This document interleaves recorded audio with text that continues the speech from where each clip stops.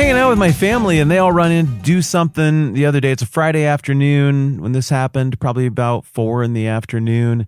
My family's all inside, so I got a minute. I was staring at my phone like an idiot, looking at the Twitter, X, whatever, scrolling the For You tab. I don't even know how those things are considered for me. But I started to realize that what I'm seeing happening in real time is a purge. A purge that's happening politically within a business that has been a very prominent, probably the most newsworthy software business here of the last year. And something's going down because I'm seeing all these tweets from names I vaguely recognize. And it's stuff about, I don't know what's going on here. Something happened. Other people are like, I just lost access to the server. Other people are like, I went out to my car. I tried to come back in. The keypad isn't working. What's going on? And then other people in real time are like, I just got told 4 minutes before end of work day that I am no longer needed at this place. And people are apologizing and angry. I'm like, whoa, this is like the historic purges that I read about throughout the history of the world, where with one fell swoop, in one bold moment, one group gets the upper hand and they don't wait for the other team to be able to figure out what's going on. They act with impunity and rapidity, and boom, the other side is just gone. Now, this is a business purge, so it's a big deal, but I don't think anybody died. I mean, I didn't see that particular tweet, but it changed a lot of people's lives, and it represents a massive overhaul in power. But historically, when we see this happen, no, people die. Purges are a thing, my friends. Very famously, there was a whole culture of purge in the last 100 years, maybe 80 years before the birth of Christ in the late Roman Republic. It turned super purgy, and eventually it became a thing where if you've got a legion and you have the upper hand politically, it became normalized to send around the brute squad in the middle of the night and all at once wipe out a whole bunch of your political enemies. This happened multiple times. And of course, it changed the way people existed and interacted with their neighbors, because they knew if you cast in with the wrong person, you might get purged. Your kids, your wife, your family, your whole household might get purged. It's very dark stuff. I guess you could call this a purge as well, but in the 14th century in France, the Knights Templar, they were a banking order of knights and crusaders, and they had money that they could move back and forth with an early checking system between the Holy Land and Western Europe. And they got more rich and more powerful than the king. And so famously on one Friday the 13th, in a bunch of pre-dawn raids, all the Knights Templar get rounded up. It would be like if somebody Fight Clubbed all the banks and credit institutions in just one day in our country, sent shockwaves through the whole economic and political system of France at that time. Speaking of France, how about the Reign of Terror during the French Revolution? That got super purgy, right? You remember this stuff from school? Is the 1790, I don't actually remember when. Hang on. I got a robot right here that tells me facts about things. September of 1793 to July of 1794, the normalization of guillotining your political enemies had happened. And then somebody else got the upper hand, and in one fell swoop, they started guillotining and purging people. And the whole Reign of Terror thing, that phase of the French Revolution, is very Estery, very Haman-y, I should say. And that a whole lot of people who built guillotines ended up getting guillotined on their own guillotines. And so purges, they tend to backfire. They can be effective. They're one of the most horrifying categories of human activities to read about in all of human history. And I bet you've been through a purge. I bet you know somebody who's been through a purge. I mean, I know for a fact that some of you who are listening have been through this in a political violence kind of way. But the majority of you, I would guess, have at least seen an institutional clean out like what I was seeing on Twitter the other day. It's gross.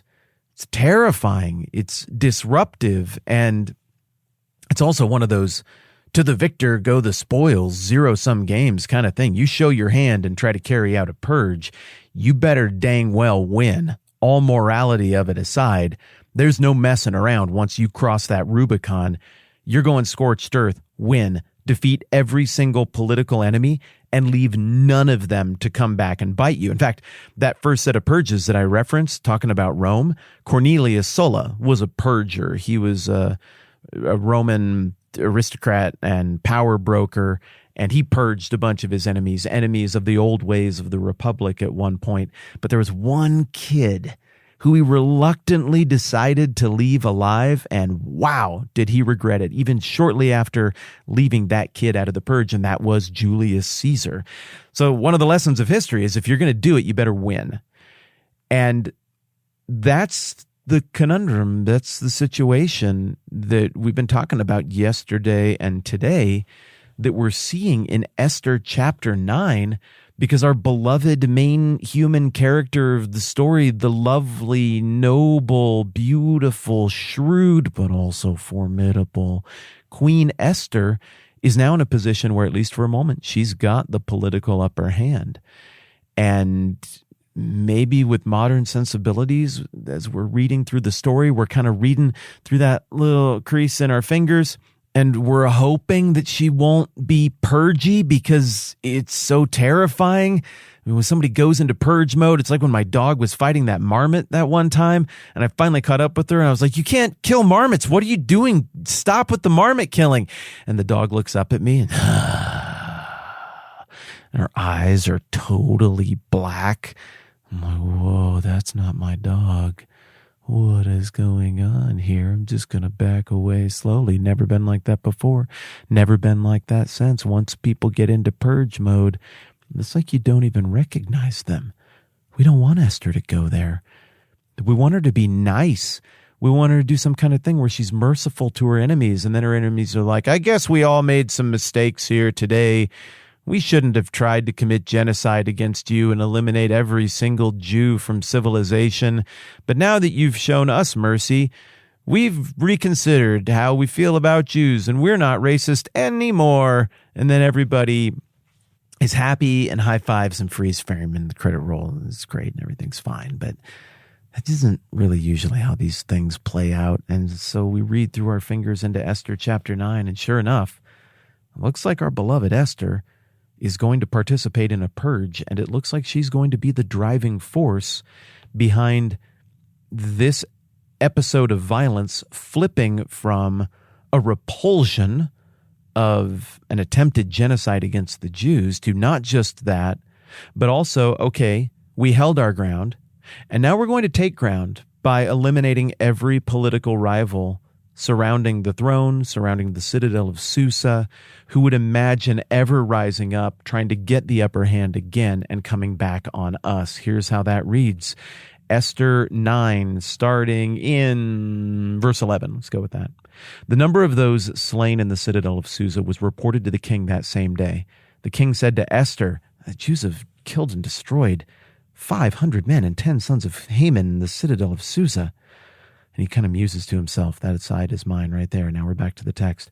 What have they done in the rest of the king's provinces?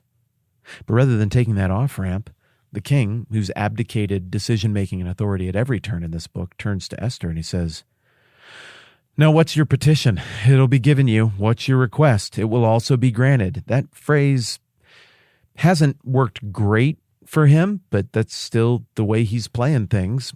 And now, depending on how you look at it, Esther furrows her brow and musters the courage again to do what needs to be done. Or, again, depending on how you view it, the black goes over her eyes and she says, if it pleases the king, Esther answered, give the Jews in Susa permission to carry out this day's edict tomorrow also, and let Haman's 10 sons be hanged on gallows. That's purge language. I'm not even prepared to say that she's wrong. I understand that's a jarring comment. I don't know what to do with this. It makes my compass spin. I'm very comfortable, and I live in a very comfortable environment where I don't have to do purges, and the few times I've been around it politically or organizationally, I'm aghast. You don't sleep, you stew, you pace, you work things over 100 different ways. It's painful, it's confusing, it's disorienting, it changes the trajectories of people's lives. But those are just organizational purges. Ain't nobody dying. Here, we're talking about households.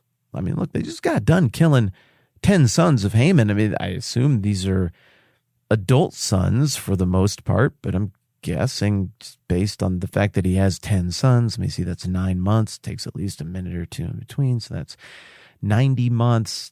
Add on 10%, even if every last one of them is Irish twins. Are you still allowed to say Irish twins? I don't mean any disrespect to the Irish.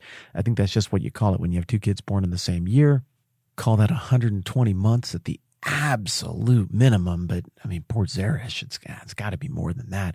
What are we talking about? A range of 15 years minimum in age difference between these sons? I bet some of them were young. I also bet some of them were more than old enough to be completely complicit and on board with the plan to kill all of the Jews. The point is, this is not a singularly horrible thing that only happened once in all of history.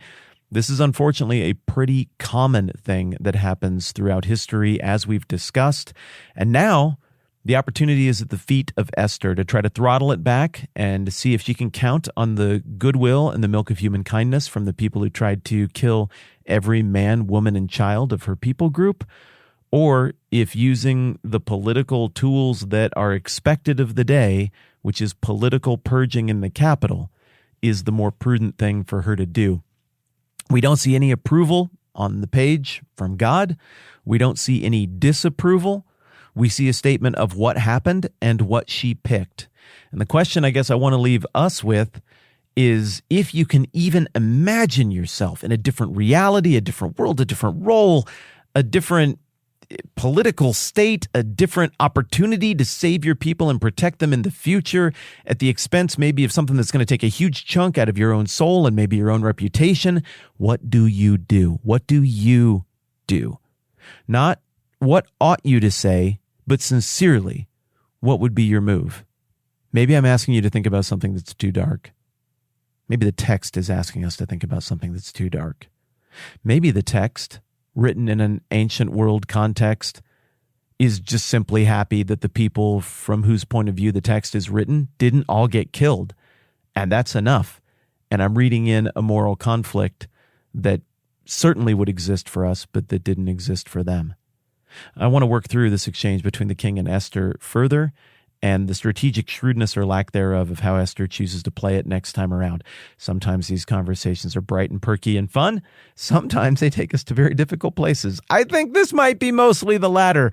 Oh, well, we get what we get. That's why we just go straight through the thing, and whatever's next is whatever's next. And with that, we'll just go think about it. All right, I'm Matt. This is a 10-Minute Bible Hour podcast.